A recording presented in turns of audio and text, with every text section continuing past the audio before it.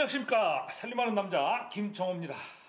공부 행복하게 하고 계신가요?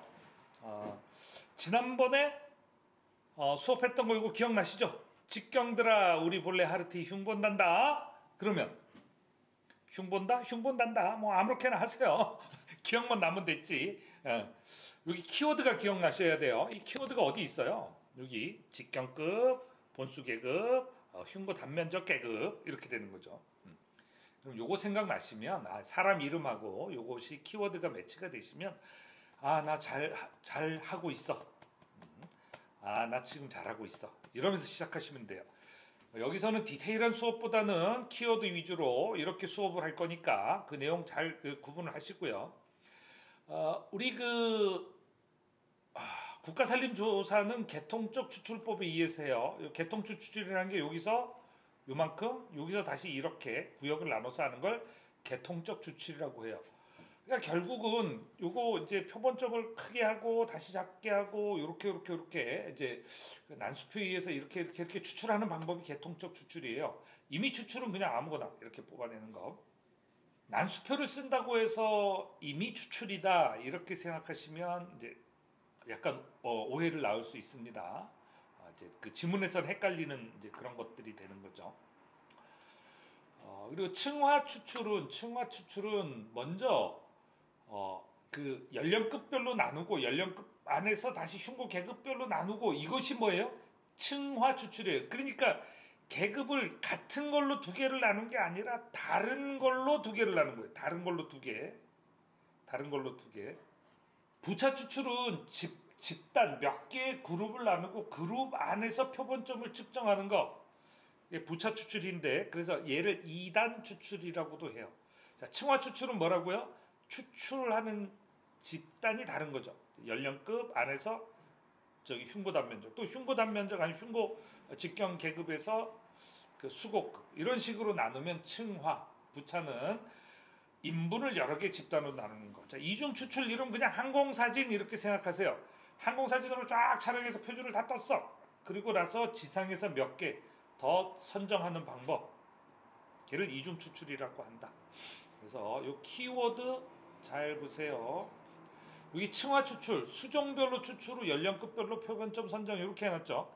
자, 그러면 이거를 꼭 그 수종 연령급 이걸 뭐라고 하기가 상당히 어려워서 제가 이렇게 선정 방법을 키워드를 따로 꺼내놨어요. 그러니까 이 그 층화 추출은 흉고 단면적 안에서 연령급을 낼 수도 있고 다시 수종을 낼 수도 있고 각각 다른 그 구분 기준을 적용을 한 거예요. 이때 다음에 이때 연령급 여기에 수종 아니면 여기에 수종 여기에 연령급을 했으면 흉고 단면적급 이렇게 하면 뭐가 돼요?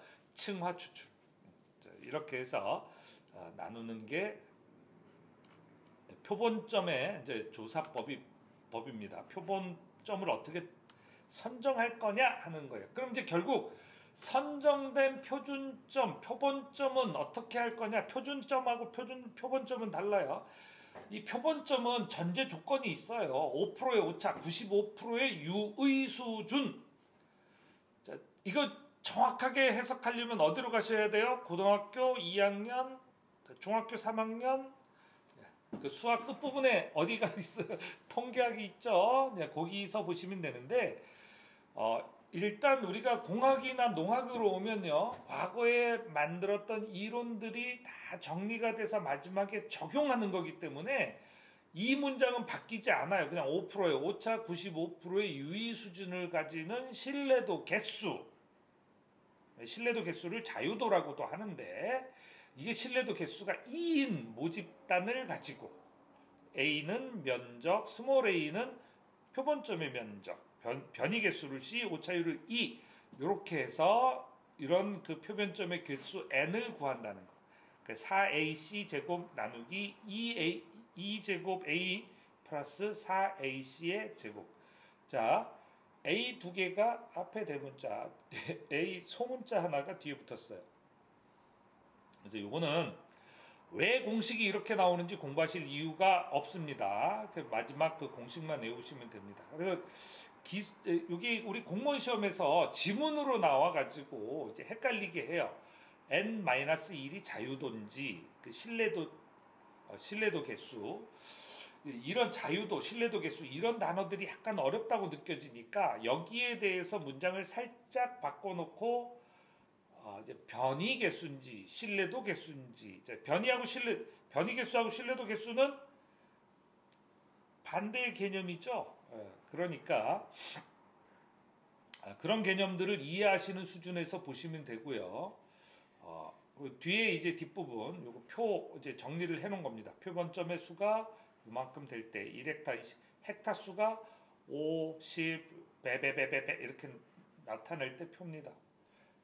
과거에는 어떤 뭐 이런 그 표가 있어야 계산을 했지만 요즘 계산기로도 계산이 가능하니까 굳이 그렇게까지 필요가 없겠죠. 다만 면적이 이만큼이면 표본점의 개수가 10 곱하기 10이 1헥타에서는 100개가 나온다.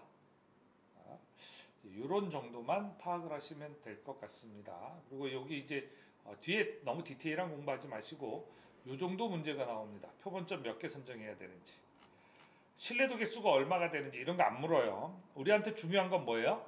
표본점의 개수. 그러니까 이 문제만 나오니까 정의 이해가 안 되면 이 문장을 이해를 하고, 우리 계산 문제만 나오냐면 여기 공식에 들어가는 게 t 그 다음에 변이개수 이런 것들이 이제 나온다는 거. 그래서 표본점의 조사 개수는 그 n이 tc 나누기 2의 제곱보다 이제 커야 된다는 거. 그래서 무한 모집단의 표본점 조사 개수 이렇게 이제 나와 있죠. 그래서 그 정도 공부하시면 되고요. 뭐 더 깊게 하실 이유는 별로 없을 것 같아요.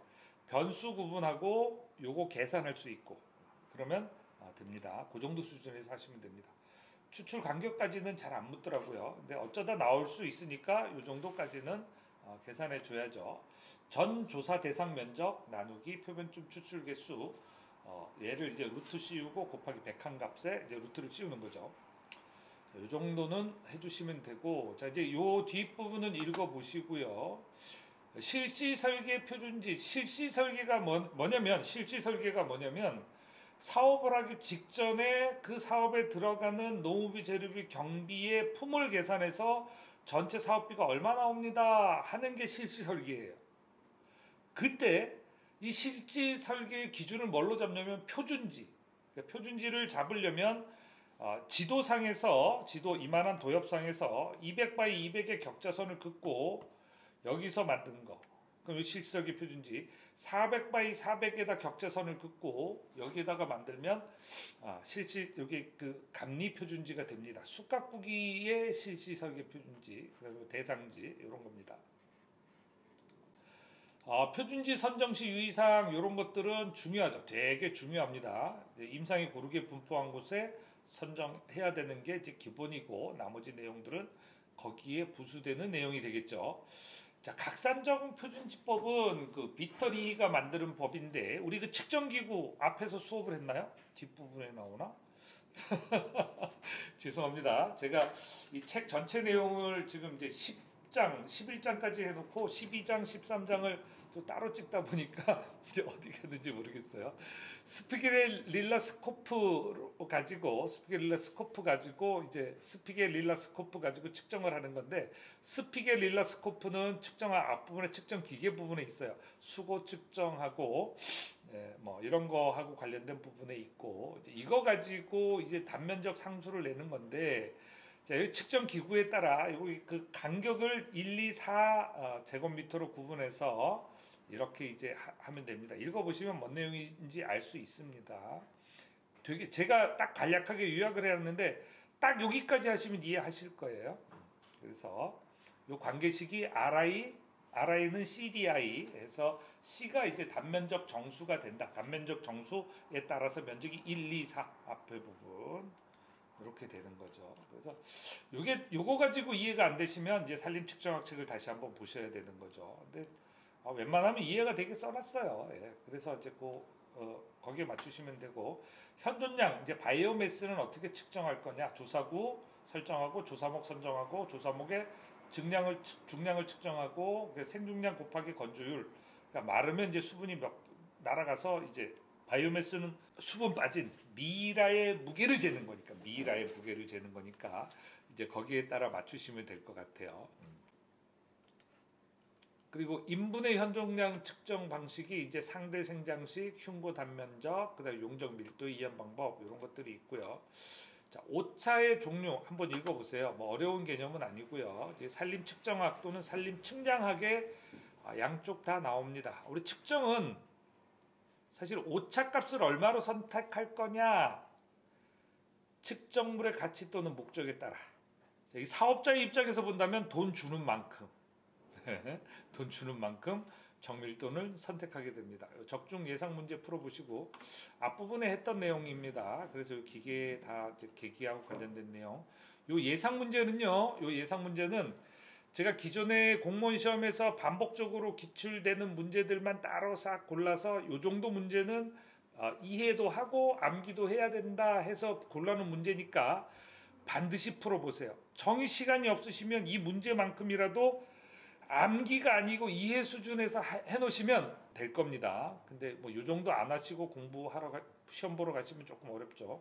말구직경 자승법에 대해서 이제 이렇게 해놓은 거고요. 원래 문제 부분을 어떻게 한다고요? 패스. 처음에는 다 패스. 지금 우린 처음 읽는 거죠. 자, 이제 국일임 경영계획, 이제 경영 실무입니다. 이제 이거 경영 실무에서 이제 우선순위 설정을 어떻게 할까 읽어보시고 OX 자 밑에 보지 마세요. 밑에 보고 내가 밑에 보고 외우려고 하면 물론 외워도 좋죠. 근데 내 사전 테스트대로 제가 이걸 해놓은 데는 다 이유가 있겠죠. 요 과정대로 따라 하시면 합격에 이상 없습니다. 근데 이거를 밑에 거 답부터 이렇게 보고 하시면 비추입니다. 제가 이거 같은 페이지에 넣지 말라고 출판사에 그렇게 얘기했는데 출판사 정책이 저하고 안 맞는 거죠. 좋은 출판사 있으면 소개시켜 주세요. 근데 여기 편집하시는 분이 워낙 꼼꼼하게 하셔가지고 그렇습니다. 근데 뭐 출판사 정책이라는데 어떡합니까? 이런 거. 여기 23번까지 있죠. 되게 자주 나온다는 얘기입니다. 이 단원이 되게 자주 나와요. 산림 경영계획 실무 쭉 보시면 기본 원칙 박스 쳐놓은 거 중요합니다. 그다음에 우선순위가 같고 기본적으로 우선순위가 같다는 거예요. 총체적 이용, 기능의 총체적 이용을 최적화하는 이런 차원에서 보게 됩니다. 그래서 뭐 어느 한 차원에서 보는 게 아니라 여러 가지 차원에서 종합적으로 보고요. 임산물 생산 기능 이렇게 꼼꼼하게 보실 필요 없어요. 우선순위는 기본적으로 경영 목표 체계에 있어서 목표 상호 간의 우선순위는 없다. 상위 목표와 하위 목표가 거의 동시에 충족돼야 될 것들이지 상위 목표라고 우선 충족되고 이런 것들이 아니다. 산림 경영 계획에서만큼은 보통은 어떻게 상위 계획이 우선해야 되죠. 그러다 보니까 이 문장이 반복해서 출제가 되고요. 상위 목표를 훼손하지 않는 범위 내에서 하위 목표들을 달성하도록 노력해야 됩니다. 그리고 국일임 경영 목표 실현을 위한 전제 조건 이 단어는 되게 중요한데 앞에 이런 세부적인 내용들 여기 그 뭐 임산물 생산 기능 막 이렇게 해서 다 중요하다는 게 아니라 대체적으로 여기 읽어보고 중요한 테두리를 먼저 잡아야 되죠. 그리고 나서 보셔야 돼요. 지속성 및 경제성 측면에서는 최소 비용, 이용 가능한 제약 내에서 최대 효과. 결국 그게 뭐예요? 경제성의 원칙에 따라서 운영을 해야 된다는 것이고요. 자, 인반과 소반의 구분 기준 얘는 기사 시험, 공무원 시험 다 중요하게 여러 번 반복해서 나오는 문제입니다. 자, 산림 조사는 그래서 이제 그 일반 현황 조사, 임황 조사, 지황 조사 이렇게 구분해 주는데 지종 구분부터 해서 상세하게 다 알고 있어야 됩니다. 지종 구분. 그리고 이제 인목도라는 부분은 정상인분의 제적분의 현지인분의 제적 곱하기 100 본수분의 이렇게 100 이렇게 해도 상관없습니다. 요거 시험에 자주 나옵니다. 토성. 그래서 요거 키워드로 하셔야 돼요. 그 모래는 얼마 단위? 3분의 1 단위. 점토는 12.5% 단위. 단 손으로 써보셔야 돼요. 객관식인데 손으로 써보라고요? 예, 그러면 더 정확하게 기억합니다. 그걸 무슨 원칙이라고 얘기하냐면 적자 생존의 원칙 아니고 법칙이라고 부르는 거예요. 손으로 적은 사람만 기억을 해요. 그 시험에 붙어요. 네. 거짓말 같죠? 아, 거짓말 아니에요. 자, 약건은 약간 묻는 상태. 자, 약습은 물기가 비치는 정도. 요 두 개 기억하시면 나머지는 됐죠. 해당 지역 한 번쯤 보시면 될 거예요. 급한 사면, 완만한 사면.